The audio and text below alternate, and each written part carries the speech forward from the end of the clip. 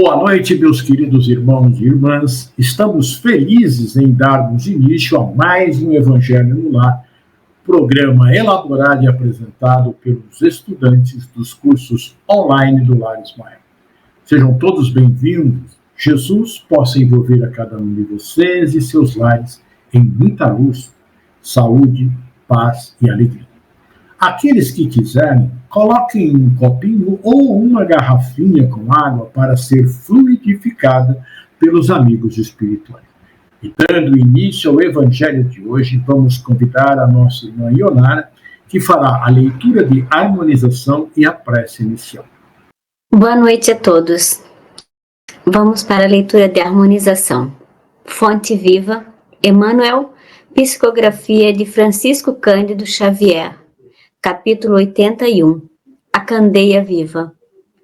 Ninguém acende a candeia e a coloca debaixo da mesa, mas no velador, e assim alumia a todos os que estão na casa. Mateus, capítulo 5, versículo 15.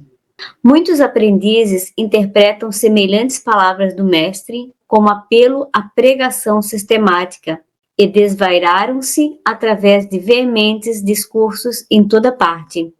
Outros admitiram que o Senhor lhes impunha a obrigação de violentar os vizinhos através de propaganda compulsória da crença, segundo o ponto de vista que lhes é particular.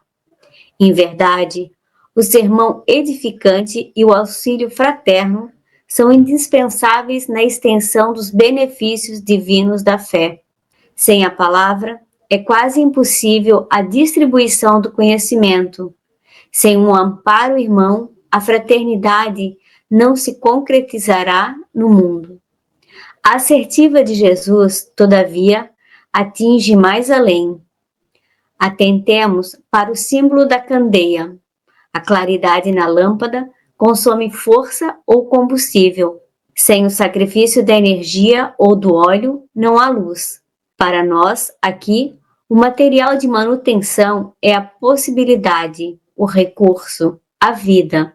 Nossa existência é a candeia viva. É um erro lamentável despender nossas forças sem proveito para ninguém, sobre a medida de nosso egoísmo, de nossa vaidade ou de nossa limitação pessoal. Coloquemos nossas possibilidades ao dispor dos semelhantes. Ninguém deve amealhar as vantagens da experiência terrestre somente para si. Cada espírito, provisoriamente encarnado no círculo humano, goza de imensas prerrogativas. Quanto à difusão do bem, se persevera na observância do amor universal. Prega, pois, as revelações do alto, fazendo as mais formosas e brilhantes em teus lábios. Insta com parentes e amigos para que aceitem as verdades imperecíveis, mas não ouvides que a candeia viva da iluminação espiritual é a perfeita imagem de ti mesmo.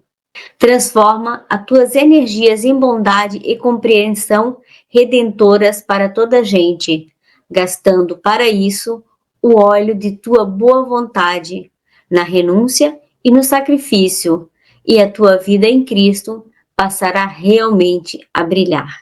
Então agora vamos serenar nossos corações, vamos pedir ao Mestre Jesus e toda a espiritualidade que se encontra em nossos lares para que nos ilumine com muita luz e entendimento para mais este Evangelho. Fica conosco, Senhor, hoje e sempre, que assim seja.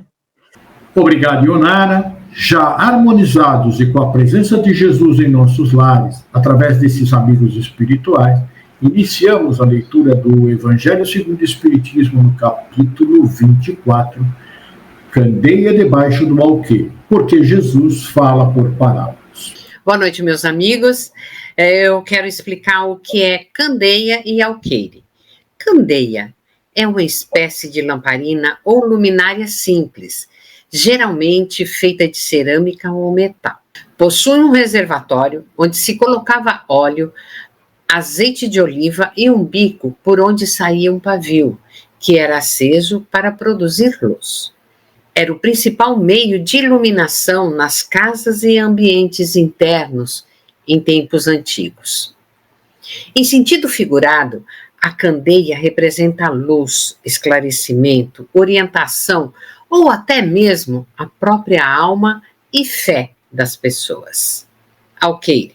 Alqueire é uma medida antiga de volume para grãos, cereais, geralmente um tipo de cesto ou recipiente. Então, entendemos que não se coloca a luz embaixo do recipiente, pois ela não iluminará nenhum ambiente. Agora, já sabendo o que significa candeia e alqueire, vamos iniciar a leitura do Evangelho. Item 1. Ninguém acende uma candeia para pô-la debaixo do alqueire. Põe-na, ao contrário, sobre o candeeiro, a fim de que ilumine a todos os que estão na casa. São Mateus, capítulo 5, versículo 15.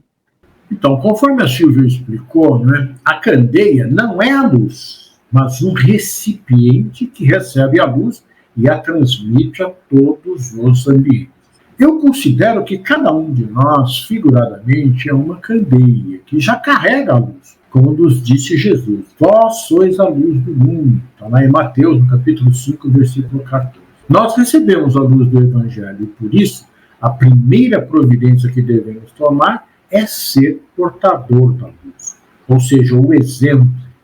Levar essa luz a clarear as mentes e os corações que andam na escuridão. E dando prosseguimento à leitura do Evangelho no item 2. Ninguém há que, depois de ter acendido uma candeia, a cubra com um vaso, ou a ponha debaixo da cama. Põe-na sobre o candeeiro, a fim de que os que entrem vejam a luz.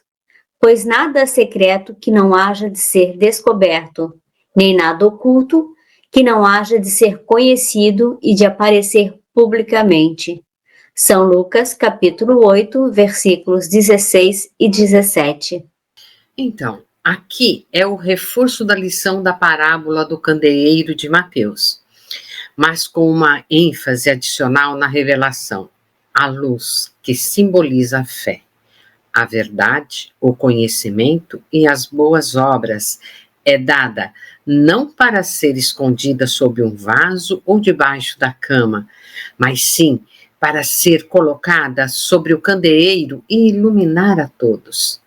Diz que os ensinamentos espirituais e as virtudes morais devem ser praticados e manifestados abertamente para servir de guia e exemplo aos outros.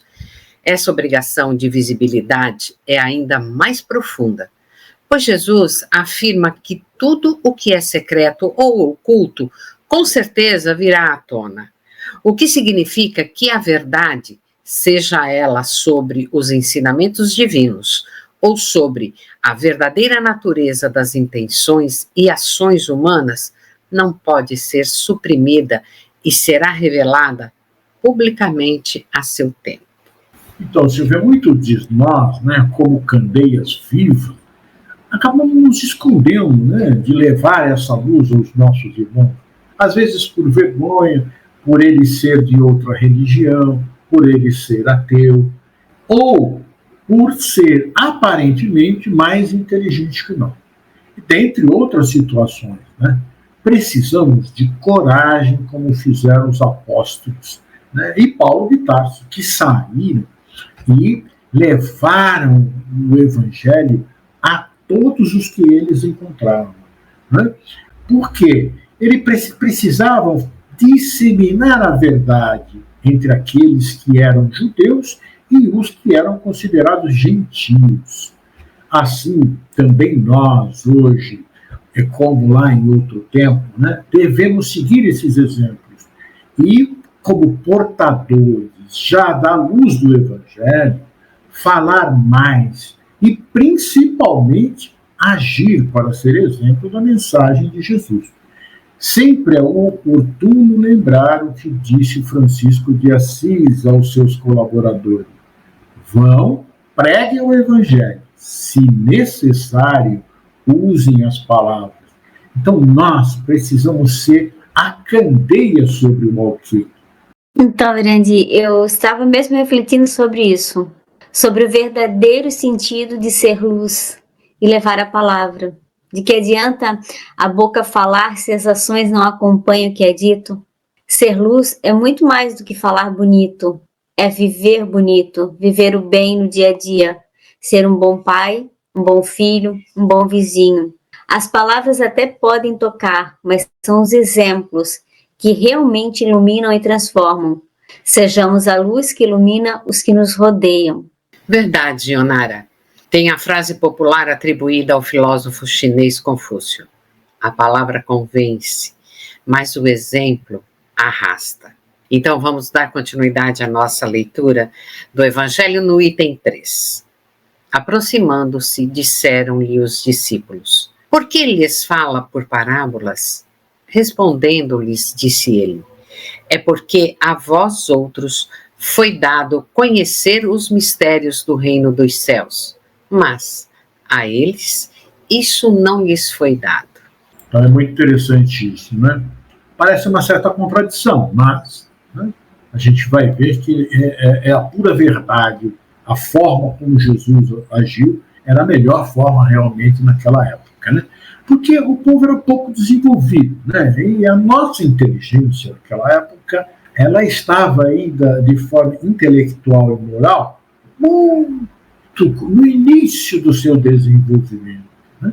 Então, para ser melhor compreendido, Jesus falava exemplificando através das parábolas. Isso porque ele falava para uma grande massa de seres humanos. Então, Jesus precisava tratar de uma forma bem simples e utilizar, né, das coisas do dia a dia para poder que eles entendessem, né, o significado daquilo que ele estava dizendo. Então, vamos ver o que é uma parábola. Na Bíblia, uma parábola é uma narrativa curta e alegórica, geralmente fictícia, que utiliza situações e personagens do dia a dia para ilustrar verdades espirituais, princípios religiosos ou lições mais profundas. Essas histórias servem como comparação para transmitir um ensinamento, sendo a mensagem central compreendida através da interpretação, né, da analogia. Então, Jesus contava essas parábolas, que era a forma que ele conseguia introduzir na massa o que ele precisava colocar, né? Veja só, Jesus falou muito em parábolas. Então, não há um consenso sobre o número exato de parábolas que Jesus contou.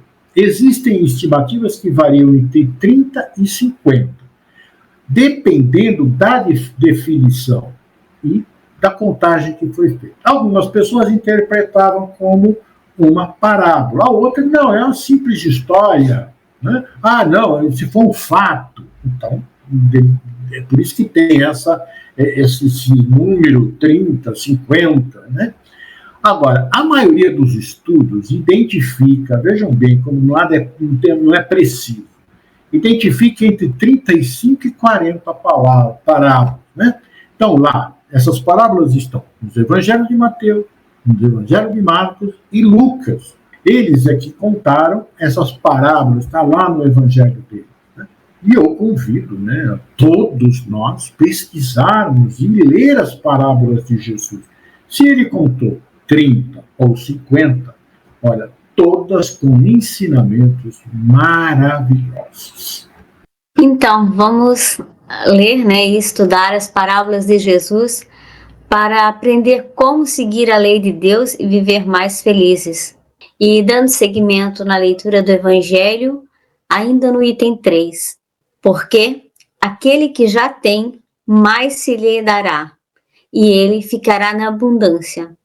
Aquele, entretanto, que não tem, mesmo que tem, se lhe tirará. Não é simples, né, interpretar aquilo que Jesus disse em alguns momentos, né? Mas vamos ver então o que ele está dizendo aqui, né? Analisando essa afirmativa, sem a profundidade necessária, poderia, né, se nós não analisarmos de forma correta, nós poderíamos questionar. Onde estaria a justiça divina, dando mais àquele que já tem e tirando daquele que não tem? Agora, o estudo da mensagem de Jesus exige, né, de cada um de nós uma interpretação mais cuidadosa. Caso contrário, seus ensinos poderão contrariar a bondade e a misericórdia divina.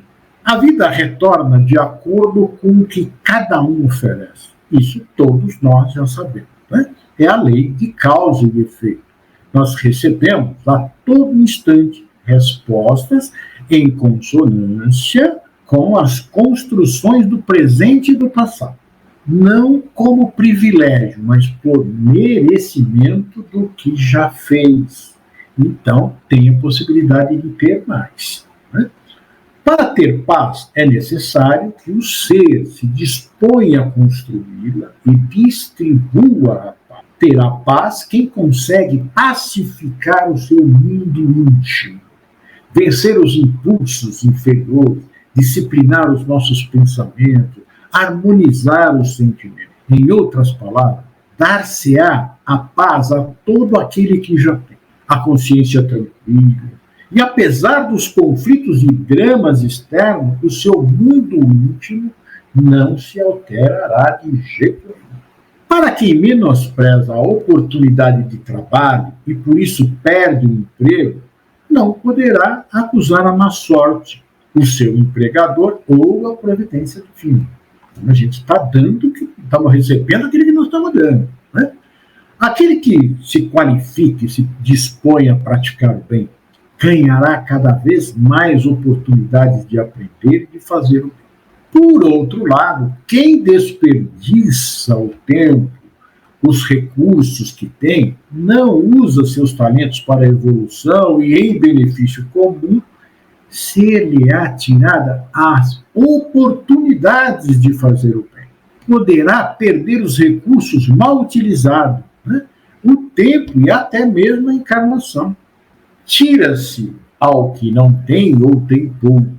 Deus não retira das suas criaturas o bem que se haja dignado a fazer. Não é Deus que retira daquele que pouco receberam.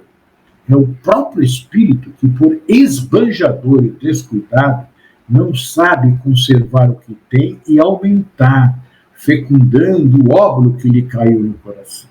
Deus, que a tudo provê e a tudo sustenta, porque Ele é a fonte de bondade, misericórdia e perdão, não poderá ser responsabilizado pelas misérias humanas, frutos da imprevidência, da insensatez, do destempero, do orgulho e do egoísmo das criaturas ainda imperfeitas.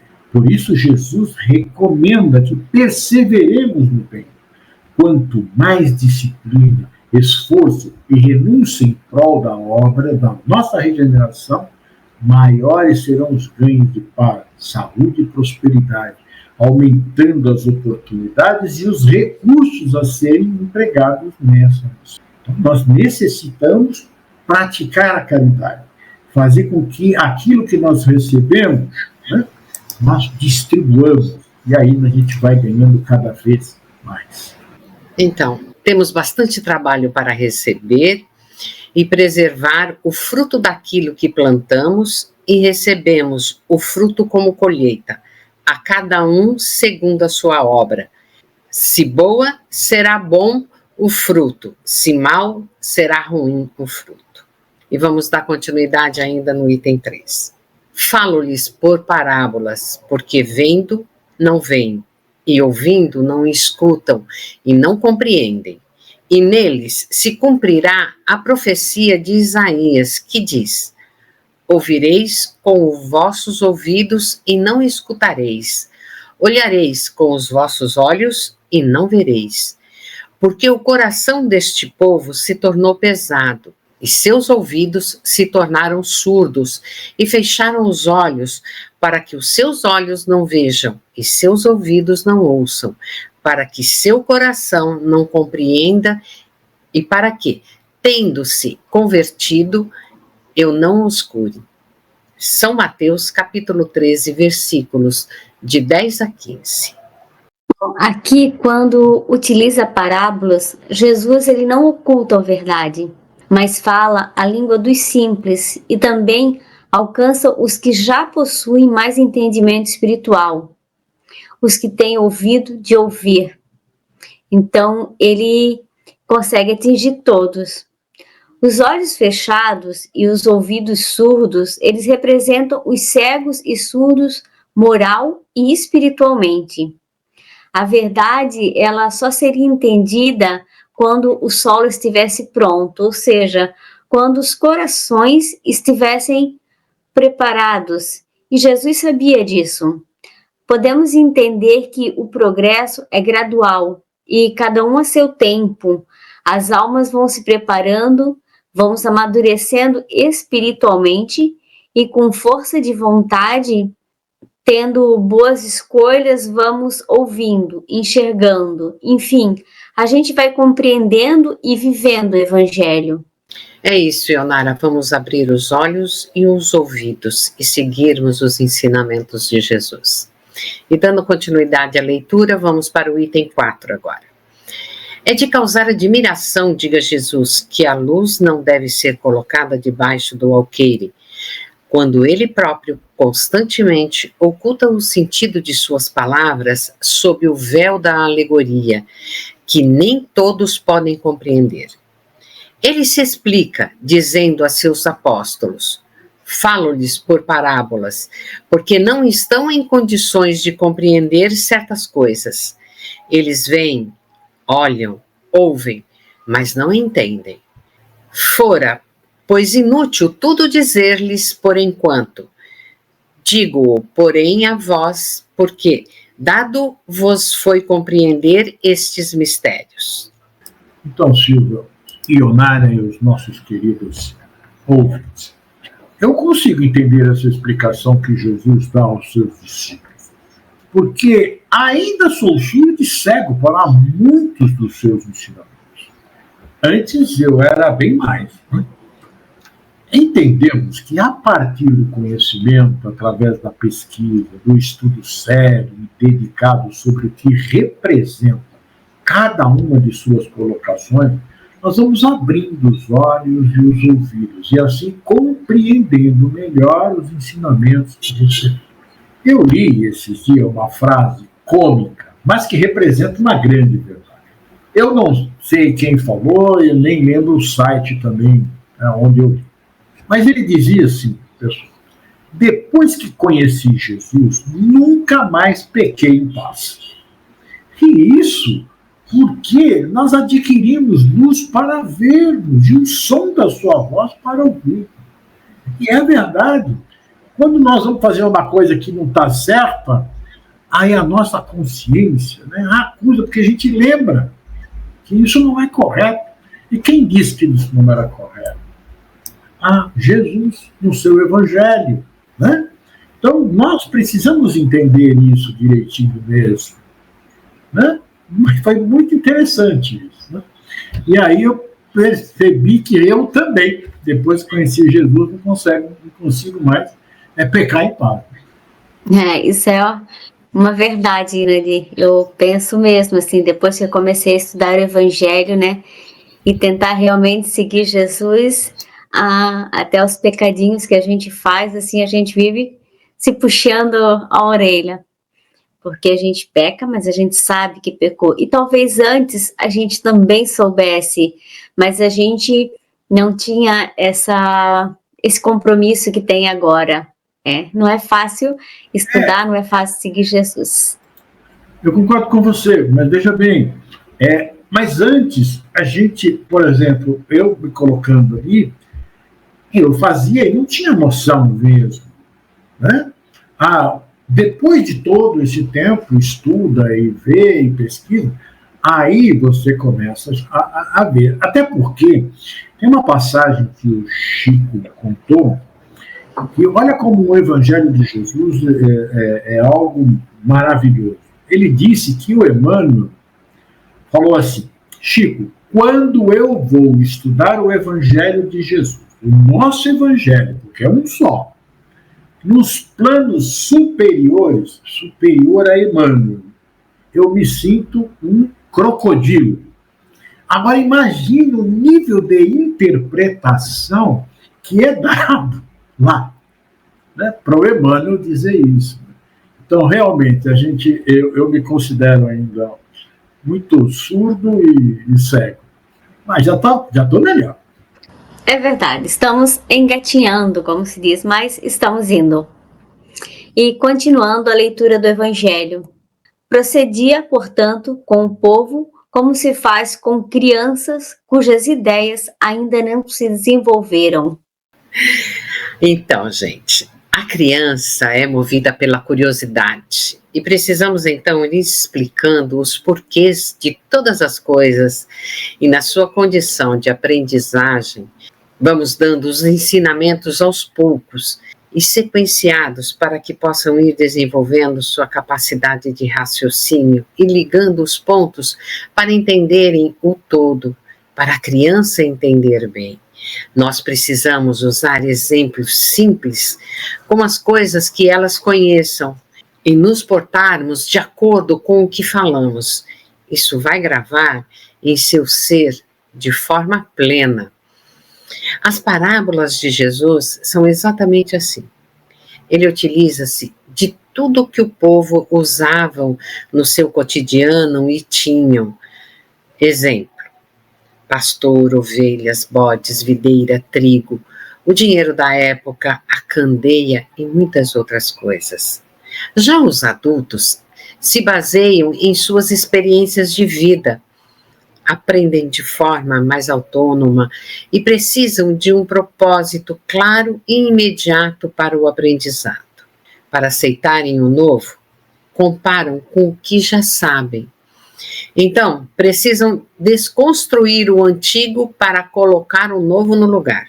Sabendo disso, Jesus foi aos mais simples, pois suas necessidades eram mais de conforto para o espírito do que para o corpo. Estávamos na infância moral da humanidade. Então, Jesus adota nos seus ensinamentos um método aplicado às crianças. Para fixar o que dizia, vivia da forma como ensinava. As parábolas foram e são bem aproveitadas por ter a teoria e a prática ao mesmo tempo. É exatamente isso, Silvio. E prosseguindo com a leitura no item 4. Desse modo, indica o verdadeiro sentido da sentença: não se pode pôr a candeia debaixo do alqueire, mas sobre o candeeiro, a fim de que todos os que entrem a possam ver. Tal sentença não significa que se deva revelar inconsideravelmente todas as coisas. Todo ensinamento deve ser proporcionado à inteligência daquele a quem se queira instruir, porquanto há pessoas a quem uma luz, por mais viva, deslumbraria sem esclarecer. Jesus, ele precisava transmitir sua mensagem de amor e luz. Sua missão era ensinar o Evangelho e revelar as leis divinas. Mas ele sabia que nem todos estavam preparados para compreender plenamente essas verdades.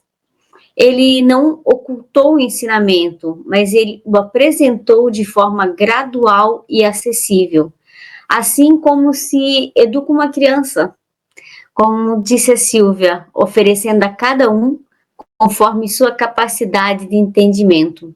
Ele falava por parábolas para despertar a reflexão e tocar os corações, sem ferir as convicções daqueles ainda imaturos espiritualmente. Se ele revelasse toda a verdade de uma só vez, muitos, tomados pelo orgulho e pela vaidade de saber, se perderiam no deslumbramento e deixariam de valorizar o essencial, o amor, a humildade e a vivência do bem. Exatamente, nós temos essa capacidade de nos deslumbrar, né? Aí chega uma pessoa falando bem, bonito, né? Mostrando para nós, aí nós vamos ficando assim de boca aberta, tal, e nem lembramos mais daquilo que a pessoa falou daqui a um pouco, né? Então, continuando com o item 4, o Evangelho diz: dá-se com os homens em geral o que se dá em particular com os indivíduos. As gerações têm sua infância, sua juventude e sua maturidade. Cada coisa tem de vir na época própria. A semente lançada à terra, fora da estação, não germina. Mas o que a prudência manda calar momentaneamente, cedo ou tarde, será descoberto. Por quê? Chegado a certo grau de desenvolvimento, os homens procuram por si mesmos a luz viva. Pesa-lhes a obscuridade. Tendo-lhes Deus outorgado a inteligência para compreender e se guiarem por entre as coisas da terra e do céu, eles tratam de raciocinar sobre sua fé. É então que não se deve pôr a candeia debaixo do alqueire, visto que, sem a luz da razão, desfalece a fé. Imaginemos a humanidade como um ser em constante crescimento, passando pelas estações da alma, a infância ingênua, a juventude impetuosa e a maturidade sábia. As verdades mais profundas, como sementes sagradas, aguardam o tempo exato para florescer no solo do coração humano. Apressar o destino é em vão. Contudo, em seu íntimo, o espírito humano carrega uma ânsia instintiva da plenitude. Chegada a hora, quando a inteligência desabrocha, como uma flor rara, o homem, cansado da sombra e instigado pelo sublime dom da razão concedido por Deus, não mais se contenta com o canto sussurrado das verdades veladas. É neste momento áureo do despertar que a luz não pode mais ser abafada. Ela deve ser erguida no candeeiro da razão, brilhando com todo o seu fulgor, para que a fé, antes um mero costume, se transforma em uma convicção ardente e inabalável, iluminando o caminho de todos que, por fim, ousam sair da escuridão para contemplar o sol. É com você, Irandir. Bem, meus irmãos, chegamos ao final do nosso Evangelho no Lar desta semana. Vamos refletir serenamente sobre esses ensinamentos de Jesus e que consigamos colocar em prática em nosso dia a dia, para sermos mais tranquilos e felizes. Agora vou pedir para a nossa irmã Silvia que faça a prece final e a fluidificação das águas. Mestre amado, obrigada por mais um Evangelho realizado em nosso lar. Pedimos a Ti a bênção para cada um de nós e que nós possamos refletir sobre essa lição e colocar em prática em nossa vida. Pedimos aos amigos espirituais que fluidifiquem as águas. E assim, Mestre amado, encerramos mais um Evangelho com a Sua presença. Fique conosco, Senhor, hoje e sempre. Que assim seja. Agradecemos a Silvia e a Ionara pela cooperação e suas colocações e a todos vocês que estiveram nos acompanhando em seus lares. Lembrando que esse programa ficará gravado no canal do Lar Ismael no YouTube. Você pode assistir quando quiser e enviar para a sua família e amigos. Afinal, divulgar a doutrina de Jesus é um ato de caridade. Jesus nos abençoe. Até a próxima segunda-feira, às 18 horas.